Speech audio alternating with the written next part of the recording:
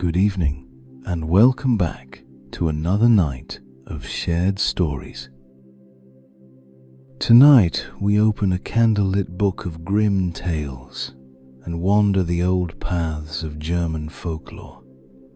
I will read a cozy collection of favorites, softly and slowly, perfect for sleep. If you enjoy these stories, please subscribe and leave a comment to help others find this channel. Now, take a deep breath, rest your eyes, and let us begin.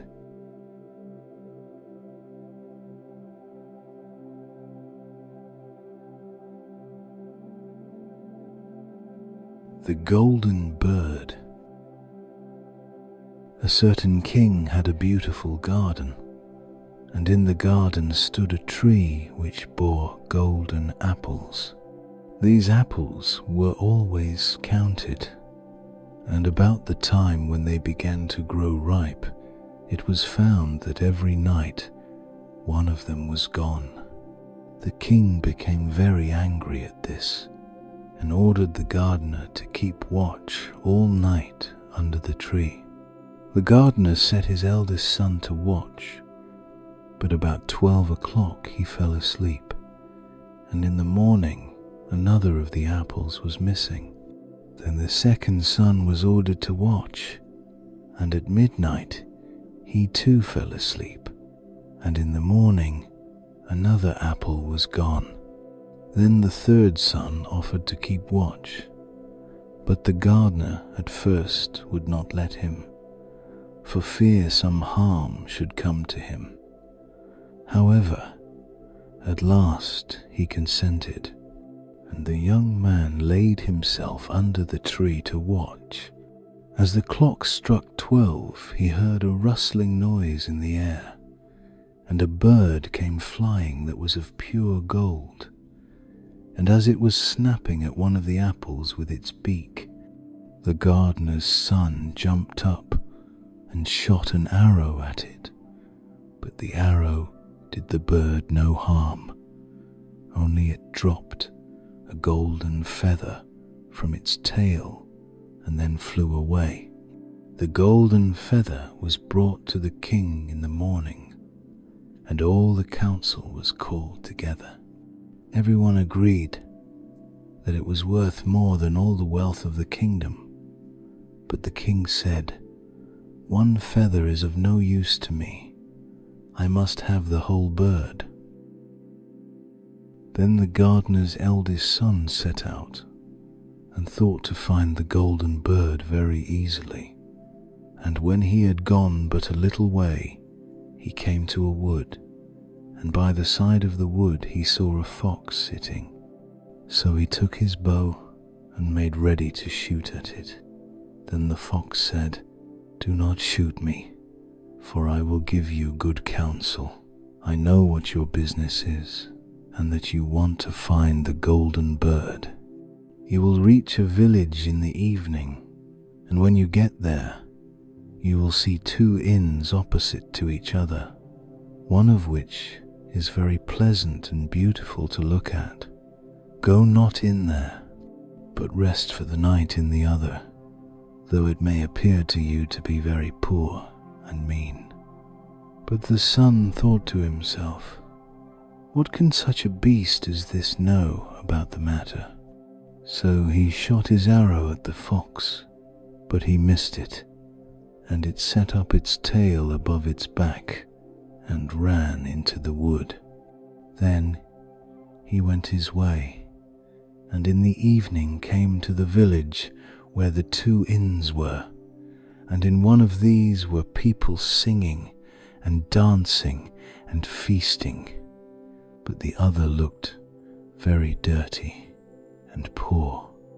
"I should be very silly," said he, "if I went to that shabby house and left this charming place." So he went into the smart house and ate and drank at his ease, and forgot the bird and his country too. Time passed on, and as the eldest son did not come back, and no tidings were heard of him, The second son set out, and the same thing happened to him. He met the fox, who gave him the good advice, but when he came to the two inns, his eldest brother was standing at the window where the merrymaking was, and called to him to come in. And he could not withstand the temptation, but went in and forgot the golden bird and his country in the same manner. Time passed on again, and the youngest son too wished to set out into the wide world to seek for the golden bird. But his father would not listen to it for a long while, for he was very fond of his son, and was afraid that some ill luck might happen to him also, and prevent his coming back. However, at last it was agreed he should go, for he would not rest at home. And as he came to the wood, he met the fox, and heard the same good counsel. But he was thankful to the fox, and did not attempt his life as his brothers had done. So the fox said, "Sit upon my tail, and you will travel faster." So he sat down, and the fox began to run, and away they went over stock and stone, so quick that their hair whistled in the wind. When they came to the village, the son followed the fox's counsel, and without looking about him went to the shabby inn, and rested there all night at his ease. In the morning came the fox again, and met him as he was beginning his journey, and said, "Go straight forward till you come to a castle, before which lie a whole troop of soldiers fast asleep and snoring. Take no notice of them, but go into the castle and pass on and on till you come to a room where the golden bird sits in a wooden cage. Close by it stands a beautiful golden cage. But do not try to take the bird out of the shabby cage and put it into the handsome one, otherwise you will repent it." Then the fox stretched out his tail again, and the young man sat himself down, and away they went over stock and stone, till their hair whistled in the wind.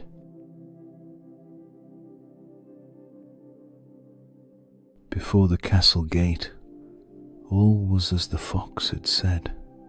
So the son went in, and found the chamber where the golden bird hung in a wooden cage, and below stood the golden cage, and the 3 golden apples that had been lost were lying close by it. Then thought he to himself, "It will be a very droll thing to bring away such a fine bird in this shabby cage." So he opened the door, and took hold of it, and put it into the golden cage. But the bird set up such a loud scream that all the soldiers awoke, and they took him prisoner and carried him before the king. The next morning the court sat to judge him, and when all was heard, it sentenced him to die, unless he should bring the king the golden horse, which could run as swiftly as the wind. And if he did this, he was to have the golden bird given him for his own. So he set out once more on his journey, sighing and in great despair, when on a sudden his friend the fox met him and said, "You see now what has happened on account of your not listening to my counsel. I will still, however, tell you how to find the golden horse, if you will do as I bid you. You must go straight on till you come to the castle where the horse stands in his stall. By his side will lie the groom fast asleep and snoring. Take away the horse quietly, but be sure to put the old leathern saddle upon him, and not the golden one that is close by it." Then the son sat down on the fox's tail, and away they went over stock and stone till their hair whistled in the wind. All went right, and the groom lay snoring with his hand upon the golden saddle. But when the son looked at the horse, he thought it a great pity to put the leathern saddle upon it. "I will give him the good one," said he. "I am sure he deserves it." As he took up the golden saddle, the groom awoke and cried out so loud that all the guards ran in and took him prisoner. And in the morning he was again brought before the court to be judged, and was sentenced to die. But it was agreed that if he could bring thither the beautiful princess, he should live and have the bird and the horse given him for his own. Then he went his way very sorrowful. But the old fox came and said, "Why did not you listen to me? If you had, you would have carried away both the bird and the horse. Yet will I once more give you counsel. Go straight on, and in the evening you will arrive at a castle. At 12 o'clock at night, the princess goes to the bathing house. Go up to her and give her a kiss, and she will let you lead her away. But take care you do not suffer her to go and take leave of her father and mother." Then the fox stretched out his tail, and so away they went, over stock and stone, till their hair whistled again. As they came to the castle, all was as the fox had said, and at 12 o'clock the young man met the princess, going to the bath, and gave her the kiss, and she agreed to run away with him, but begged with many tears that he would let her take leave of her father. At first he refused, but she wept still more and more, and fell at his feet, till at last he consented. But the moment she came to her father's house, the guards awoke, and he was taken prisoner again. Then he was brought before the king, and the king said, "You shall never have my daughter unless in 8 days you dig away the hill that stops the view from my window." Now this hill was so big that the whole world could not take it away, and when he had worked for 7 days and had done very little, the fox came and said, "Lie down and go to sleep. I will work for you." And in the morning he awoke, and the hill was gone.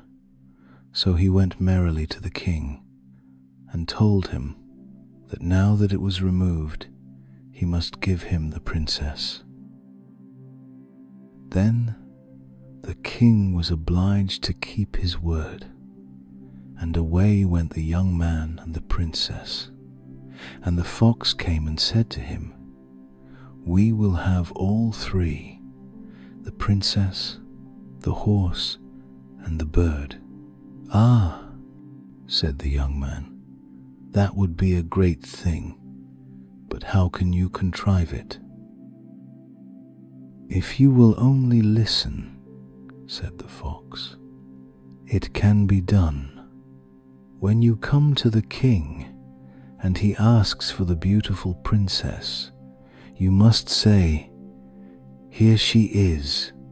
Then he will be very joyful, and you will mount the golden horse that they are to give you, and put out your hand to take leave of them, but shake hands with the princess last. Then lift her quickly onto the horse behind you, clap your spurs to his side, and gallop away as fast as you can." All went right. Then the fox said, "When you come to the castle where the bird is, I will stay with the princess at the door, and you will ride in and speak to the king. And when he sees that it is the right horse, he will bring out the bird. But you must sit still and say that you want to look at it, to see whether it is the true golden bird. And when you get it into your hand, ride away. This, too, happened as the fox said. They carried off the bird. The princess mounted again, and they rode on to a great wood. Then the fox came and said, "Pray kill me, and cut off my head and my feet." But the young man refused to do it. So the fox said, "I will at any rate give you good counsel. Beware of two things. Ransom no one from the gallows, and sit down by the side of no river."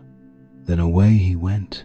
Well, thought the young man, it is no hard matter to keep that advice. He rode on with the princess, till at last he came to the village where he had left his two brothers. And there he heard a great noise and uproar. And when he asked what was the matter, the people said, "Two men are going to be hanged." As he came nearer, he saw that the two men were his brothers, who had turned robbers. So he said, "Cannot they in any way be saved?" But the people said no, unless he would bestow all his money upon the rascals and buy their liberty. Then he did not stay to think about the matter, but paid what was asked. And his brothers were given up, and went on with him towards their home.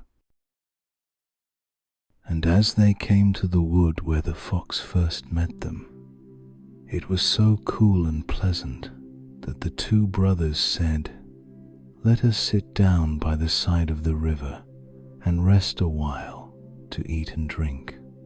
So he said, "Yes," and forgot the fox's counsel, and sat down on the side of the river. And while he suspected nothing, they came behind and threw him down the bank, and took the princess, the horse, and the bird, and went home to the king their master, and said, "All this have we won by our labor." Then there was great rejoicing made, but the horse would not eat, the bird would not sing, and the princess wept. The youngest son fell to the bottom of the river's bed. Luckily, it was nearly dry, but his bones were almost broken, and the bank was so steep that he could find no way to get out. Then the old fox came once more, and scolded him for not following his advice. Otherwise no evil would have befallen him. "Yet," said he, "I cannot leave you here, so lay hold of my tail and hold fast." Then he pulled him out of the river, and said to him as he got upon the bank, "Your brothers have set watch to kill you, if they find you in the kingdom." So he dressed himself as a poor man, and came secretly to the king's court, and was scarcely within the doors when the horse began to eat, and the bird to sing, and the princess left off weeping. Then he went to the king, and told him all his brother's roguery, and they were seized and punished, and he had the princess given to him again. And after the king's death, he was heir to his kingdom. A long while after, he went to walk one day in the wood, and the old fox met him, and besought him with tears in his eyes to kill him, and cut off his head and feet. And at last he did so. And in a moment the fox was changed into a man, and turned out to be the brother of the princess who had been lost a great many years.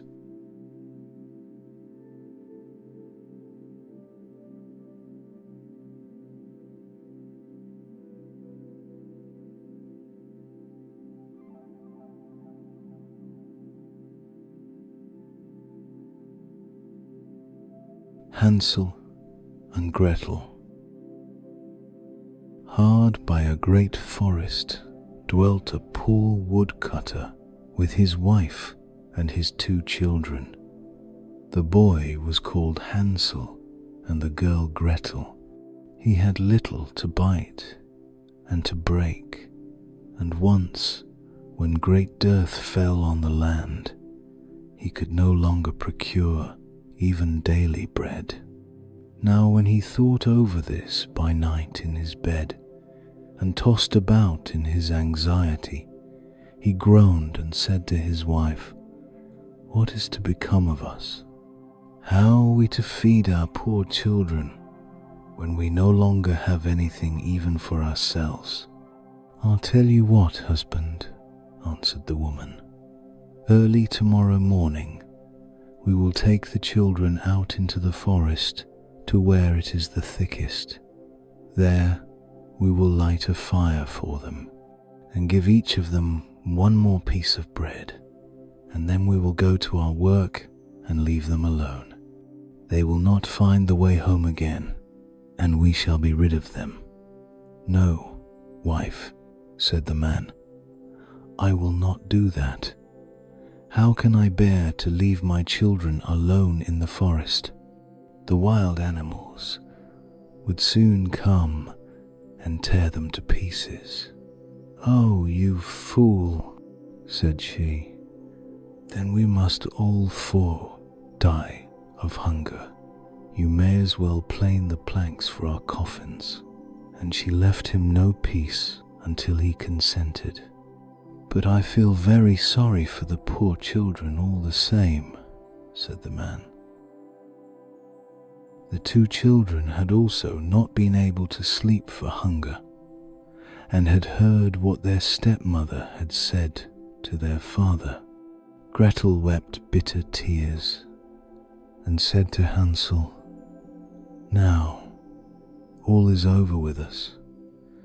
"Be quiet, Gretel," said Hansel. "Do not distress yourself. I will soon find a way to help us." And when the old folks had fallen asleep, he got up, put on his little coat, opened the door below, and crept outside. The moon shone brightly, and the white pebbles which lay in front of the house glittered like real silver pennies. Hansel stooped and stuffed the little pocket of his coat with as many as he could get in. Then he went back and said to Gretel, "Be comforted, dear little sister, and sleep in peace. God will not forsake us." And he lay down again in his bed. When day dawned, but before the sun had risen, the woman came and awoke the 2 children, saying, "Get up, you sluggards. We are going into the forest to fetch wood."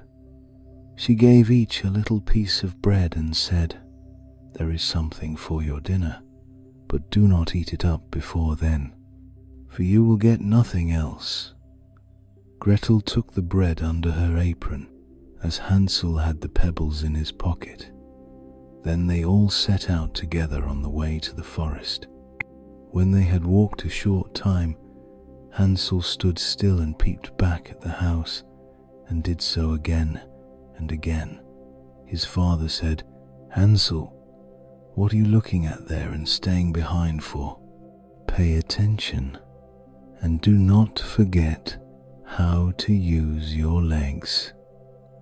"Ah, father," said Hansel, "I am looking at my little white cat, which is sitting up on the roof and wants to say goodbye to me."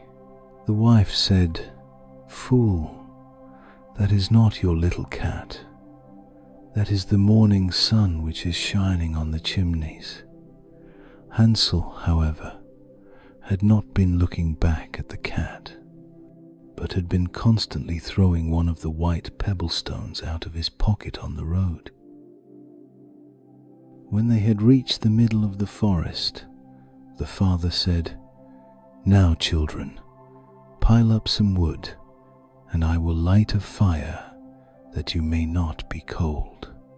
Hansel and Gretel gathered brushwood together, as high as a little hill.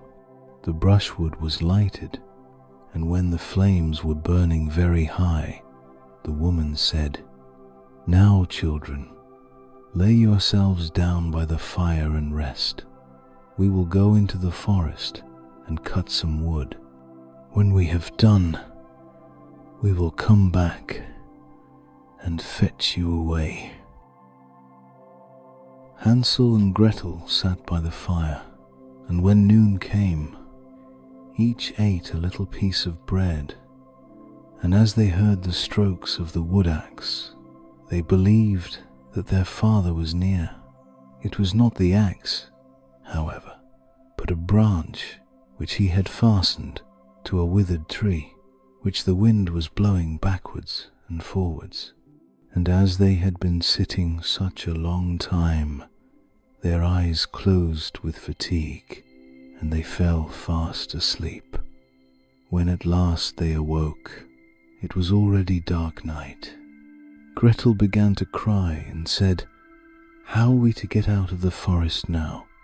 But Hansel comforted her and said, "Just wait a little, until the moon has risen, and then we will soon find the way." And when the full moon had risen, Hansel took his little sister by the hand and followed the pebbles which shone like newly coined silver pieces and showed them the way.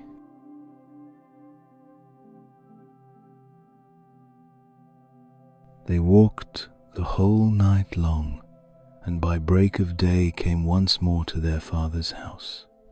They knocked at the door, and when the woman opened it and saw that it was Hansel and Gretel, she said, "You naughty children, why have you slept so long in the forest?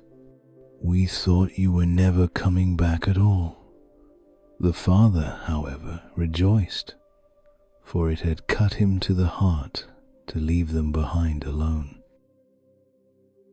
Not long afterwards, there was once more great dearth throughout the land, and the children heard their mother saying at night to their father, "Everything is eaten again. We have 1/2 loaf left, and that is the end. The children must go. We will take them farther into the wood, so that they will not find their way out again. There is no other means of saving ourselves." The man's heart was heavy, and he thought, "It would be better for you to share the last mouthful with your children." The woman, however, would listen to nothing that he had to say, but scolded and reproached him. He who says A must say B likewise, and as he had yielded the first time, he had to do so a second time also. The children, however, were still awake and had heard the conversation. When the old folks were asleep, Hansel again got up and wanted to go out and pick up pebbles as he had done before, but the woman had locked the door and Hansel could not get out. Nevertheless, he comforted his little sister and said, "Do not cry, Gretel. Go to sleep quietly. The good God will help us." Early in the morning came the woman and took the children out of their beds. Their piece of bread was given to them, but it was still smaller than the time before. On the way into the forest, Hansel crumbled his in his pocket and often stood still and threw a morsel on the ground. "Hansel, why do you stop and look round?" said the father. "Go on. I am looking back at my little pigeon which is sitting on the roof and wants to say goodbye to me," answered Hansel. "Fool," said the woman, "that is not your little pigeon. That is the morning sun that is shining on the chimney." Hansel, however, little by little, threw all the crumbs on the path. The woman led the children still deeper into the forest, where they had never in their lives been before. Then a great fire was again made, and the mother said, "Just sit there, you children, and when you are tired, you may sleep a little. We are going into the forest to cut wood, and in the evening when we are done, we will come and fetch you away." When it was noon, Gretel shared her piece of bread with Hansel, who had scattered his by the way. Then they fell asleep, and evening passed, but no one came to the poor children.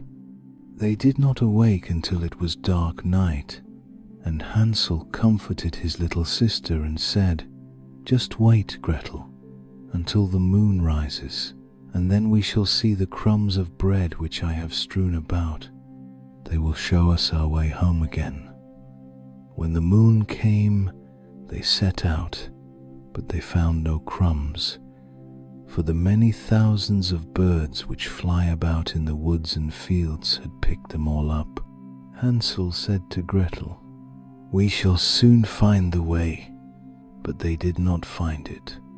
They walked the whole night, and all the next day too, from morning till evening, but they did not get out of the forest, and were very hungry, for they had nothing to eat but 2 or 3 berries, which grew on the ground, and as they were so weary that their legs would carry them no longer, they lay down beneath a tree and fell asleep. It was now 3 mornings since they had left their father's house. They began to walk again, but they always came deeper into the forest, and if help did not come soon, they must die of hunger and weariness.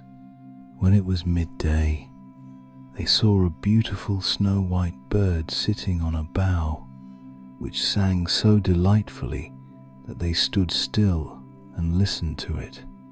And when its song was over, it spread its wings and flew away before them, and they followed it until they reached a little house on the roof of which it alighted. And when they approached the little house, they saw that it was built of bread and covered with cakes, but that the windows were of clear sugar. "We will set to work on that," said Hansel, "and have a good meal. I will eat a bit of the roof, and you, Gretel, can eat some of the window. It will taste sweet." Hansel reached up above and broke off a little of the roof to try how it tasted, and Gretel leant against the window and nibbled at the panes.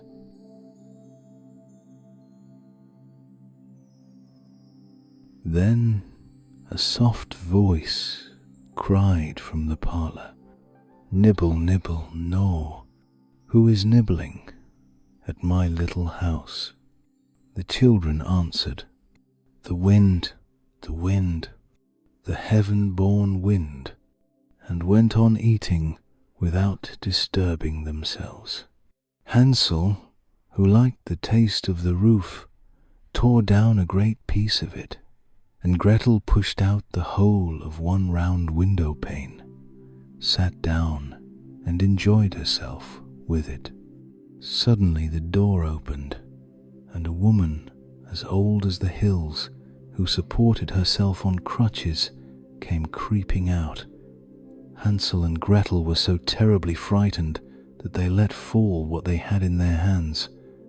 The old woman, however, nodded her head and said, "Oh, you dear children, who has brought you here? Do come in and stay with me.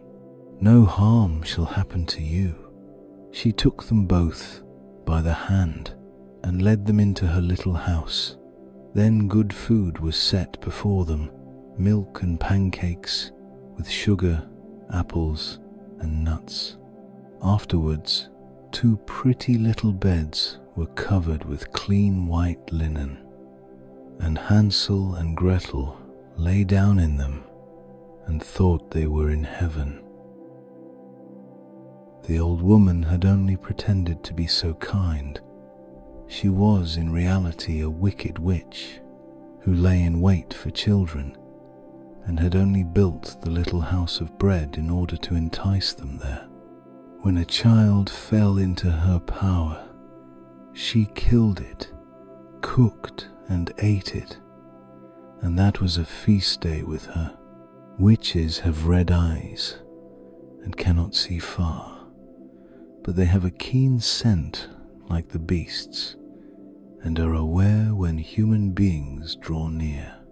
When Hansel and Gretel came into her neighborhood, she laughed with malice and said mockingly, "I have them. They shall not escape me again." Early in the morning, before the children were awake, she was already up, and when she saw both of them sleeping and looking so pretty, with their plump and rosy cheeks, she muttered to herself, "That will be a dainty mouthful." Then she seized Hansel with her shriveled hand, carried him into a little stable, and locked him in behind a grated door. Scream as he might, it would not help him. Then she went to Gretel, shook her till she awoke, and cried, "Get up, lazy thing, fetch some water, and cook something good for your brother. He is in the stable outside, and is to be made fat. When he is fat, I will eat him." Gretel began to weep bitterly, but it was all in vain, for she was forced to do what the wicked witch commanded. And now the best food was cooked for poor Hansel, but Gretel got nothing but crab shells. Every morning the woman crept to the little stable and cried, "Hansel, stretch out your finger, that I may feel if you will soon be fat." Hansel, however, stretched out a little bone to her, and the old woman, who had dim eyes, could not see it, and thought it was Hansel's finger, and was astonished that there was no way of fattening him. When 4 weeks had gone by, and Hansel still remained thin, she was seized with impatience and would not wait any longer. "Now then, Gretel," she cried to the girl, "stir yourself and bring some water. Let Hansel be fat or lean. Tomorrow I will kill him and cook him." Ah, how the poor little sister did lament when she had to fetch the water, and how her tears did flow down her cheeks. "Dear God, do help us," she cried. "If the wild beasts in the forest had but devoured us, we should at any rate have died together." "Just keep your noise to yourself," said the old woman. "It won't help you at all." Early in the morning, Gretel had to go out and hang up the cauldron with the water and light the fire. "We will bake first," said the old woman. "I have already heated the oven and kneaded the dough." She pushed poor Gretel out to the oven, from which flames of fire were already darting. "Creep in," said the witch, "and see if it is properly heated, so that we can put the bread in." And once Gretel was inside, she intended to shut the oven and let her bake in it, and then she would eat her too. But Gretel saw what she had in mind and said, "I do not know how I am to do it. How do I get in?" "Silly goose," said the old woman. "The door is big enough. Just look, I can get in myself." And she crept up and thrust her head into the oven. Then Gretel gave her a push that drove her far into it, and shut the iron door and fastened the bolt. Oh! Then she began to howl quite horribly, but Gretel ran away, and the godless witch was miserably burned to death.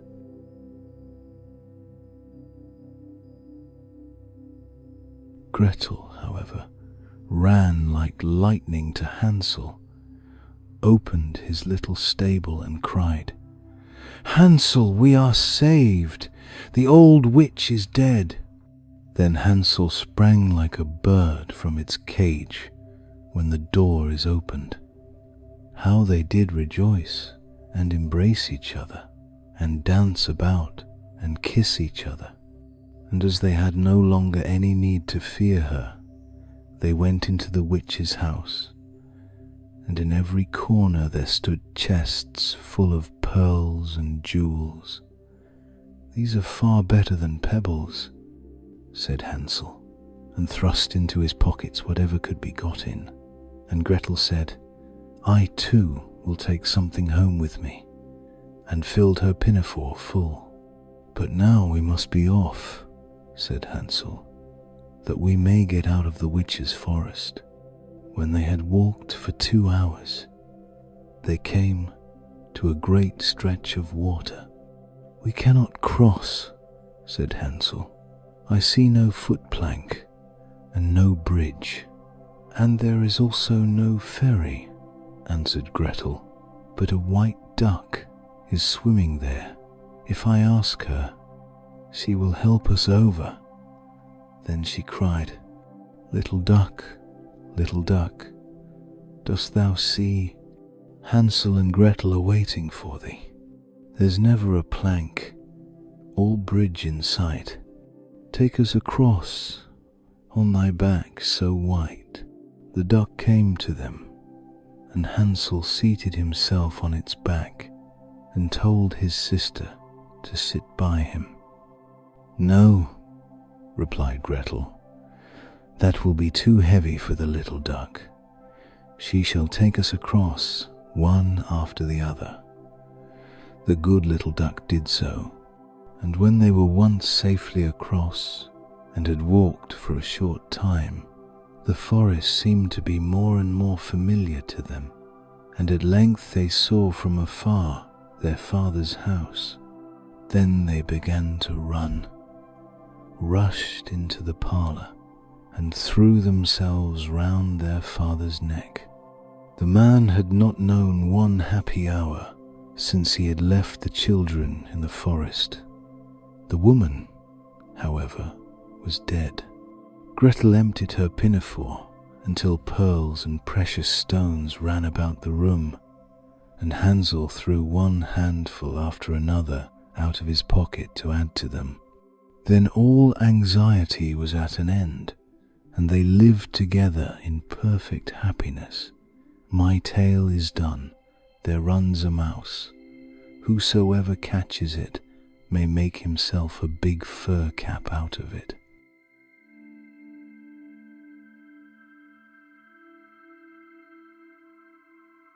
The mouse, the bird, and the sausage. Once upon a time, a mouse, a bird, and a sausage entered into partnership and set up house together. For a long time, all went well. They lived in great comfort and prospered so far as to be able to add considerably to their stores. The bird's duty was to fly daily into the wood and bring in fuel. The mouse fetched the water, and the sausage saw to the cooking. When people are too well off, they always begin to long for something new. And so it came to pass that the bird, while out one day, met a fellow bird to whom he boastfully expatiated on the excellence of his household arrangements. But the other bird sneered at him for being a poor simpleton who did all the hard work, while the other two stayed at home and had a good time of it. For when the mouse had made the fire and fetched in the water, she could retire into her little room and rest until it was time to set the table. The sausage had only to watch the pot to see that the food was properly cooked, and when it was near dinner time, he just threw himself into the broth or rolled in and out among the vegetables 3 or 4 times, and there they were, buttered and salted and ready to be served.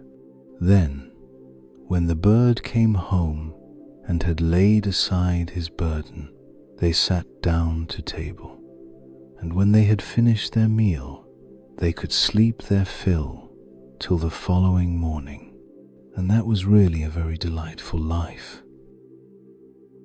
Influenced by those remarks, the bird next morning refused to bring in the wood, telling the others that he had been their servant long enough and had been a fool into the bargain, and that it was now time to make a change and to try some other way of arranging the work. Beg and pray as the mouse and the sausage might, it was of no use.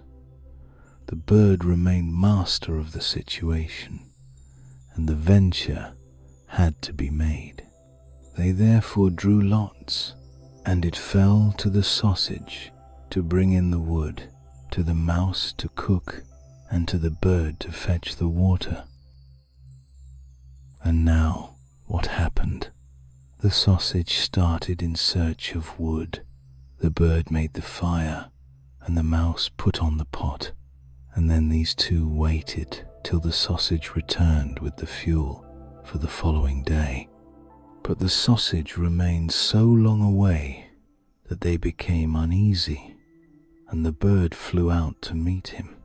He had not flown far, however, when he came across a dog who, having met the sausage, had regarded him as his legitimate booty, and so seized and swallowed him. The bird complained to the dog of this barefaced robbery, but nothing he said was of any avail, for the dog answered that he found false credentials on the sausage, and that was the reason his life had been forfeited. He picked up the wood and flew sadly home, and told the mouse all he had seen and heard. They were both very unhappy, but agreed to make the best of things and to remain with one another.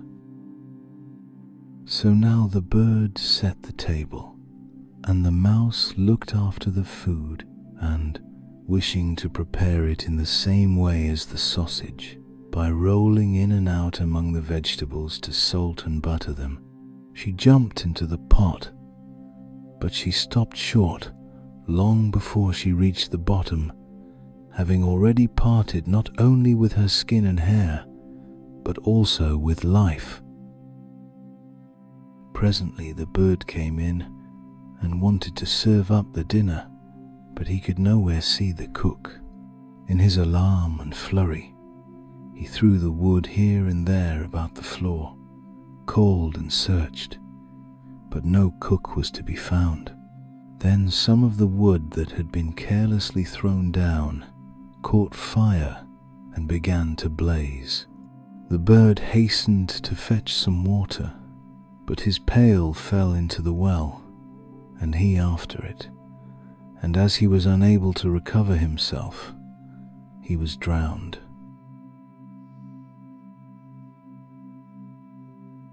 The Travelling Musicians. honest farmer had once an ass that had been a faithful servant to him a great many years, but was now growing old and every day more and more unfit for work. His master, therefore, was tired of keeping him and began to think of putting an end to him. But the ass, who saw that some mischief was in the wind, took himself slyly off and began his journey towards the great city. For there, thought he, I may turn musician. After he had travelled a little way, he spied a dog lying by the roadside and panting as if he were tired. "What makes you pant so, my friend?" said the ass. "Alas," said the dog, "my master was going to knock me on the head because I am old and weak and can no longer make myself useful to him in hunting, so I ran away. But what can I do to earn my livelihood?" "Harkee," said the ass, "I am going to the great city to turn musician. Suppose you go with me and try what you can do in the same way." The dog said he was willing, and they jogged on together. They had not gone far before they saw a cat sitting in the middle of the road and making a most rueful face. "Pray, my good lady," said the ass, "what's the matter with you? You look quite out of spirits." "Ah me," said the cat, "how can one be in good spirits when one's life is in danger? Because I am beginning to grow old and had rather lie at my ease by the fire than run about the house after the mice. My mistress laid hold of me and was going to drown me, and though I have been lucky enough to get away from her, I do not know what I am to live upon." "Oh," said the ass, "by all means go with us to the great city. You are a good night singer and may make your fortune as a musician." The cat was pleased with the thought and joined the party. Soon afterwards, as they were passing by a farmyard, they saw a cock perched upon a gate and screaming out with all his might and main. "Bravo!" said the ass. "Upon my word, you make a famous noise. Pray, what is all this about?" "Why," said the cock, "I was just now saying that we should have fine weather for our washing day, and yet my mistress and the cook don't thank me for my pains, but threaten to cut off my head tomorrow and make broth of me for the guests that are coming on Sunday." "Heaven forbid!" said the ass. "Come with us, Master Chanticleer. It will be better, at any rate, than staying here to have your head cut off. Besides, who knows, if we care to sing in tune, we may get up some kind of a concert, so come along with us." "With all my heart," said the cock. So they all four went on jollily together. They could not, however, reach the great city the first day, so when night came on, they went into a wood to sleep. The ass and the dog laid themselves down under a great tree, and the cat climbed up into the branches, while the cock, thinking that the higher he sat the safer he should be, flew up to the very top of the tree, and then, according to his custom, before he went to sleep, looked out on all sides of him to see that everything was well. In doing this, he saw afar off something bright and shining, and calling to his companions said, "There must be a house no great way off, for I see a light." "If that be the case," said the ass, "we had better change our quarters, for our lodging is not the best in the world. Besides," added the dog, "I should not be the worse for a bone or two or a bit of meat." So they walked off together towards the spot where Chanticleer had seen the light, and as they drew near, it became larger and brighter, till they at last came close to a house in which a gang of robbers lived.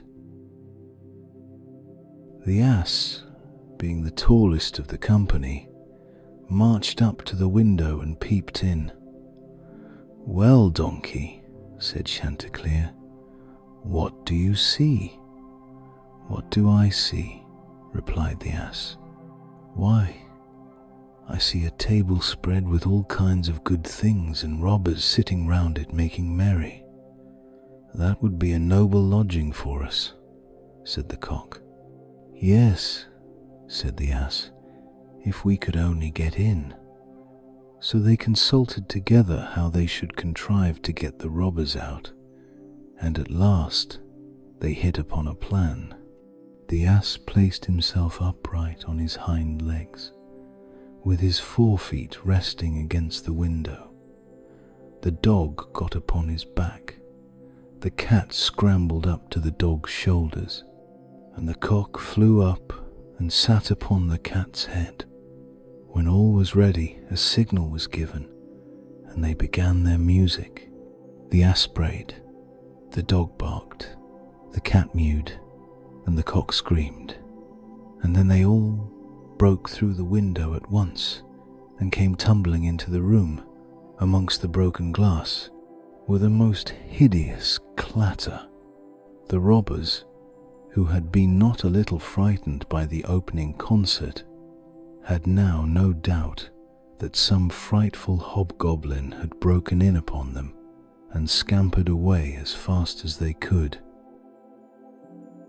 The coast once clear, our travellers soon sat down and dispatched what the robbers had left with as much eagerness as if they had not expected to eat again for a month. As soon as they had satisfied themselves, they put out the lights, and each once more sought out a resting place to his own liking. The donkey laid himself down upon a heap of straw in the yard. The dog stretched himself upon a mat behind the door.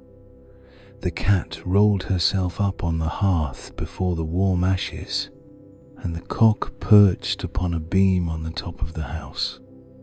And, as they were all rather tired with their journey, they soon fell asleep.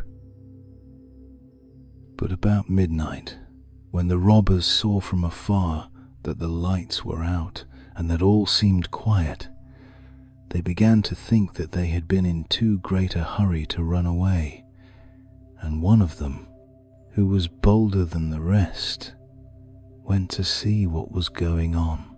Finding everything still, he marched into the kitchen and groped about till he found a match in order to light a candle, and then, espying the glittering fiery eyes of the cat, he mistook them for live coals and held the match to them to light it. But the cat, not understanding this joke, sprang at his face and spat and scratched at him. This frightened him dreadfully, and away he ran to the back door. But there the dog jumped up and bit him in the leg, and as he was crossing over the yard, the ass kicked him, and the cock, who had been awakened by the noise, crowed with all his might. At this, the robber ran back as fast as he could to his comrades, and told the captain how a horrid witch had got into the house and had spat at him and scratched his face with her long bony fingers, how a man with a knife in his hand had hidden himself behind the door and stabbed him in the leg, how a black monster stood in the yard and struck him with a club, and how the devil had sat upon the top of the house and cried out, "Throw the rascal up here!" After this, the robbers never dared to go back to the house, but the musicians were so pleased with their quarters that they took up their abode there, and there they are, I dare say, at this very day.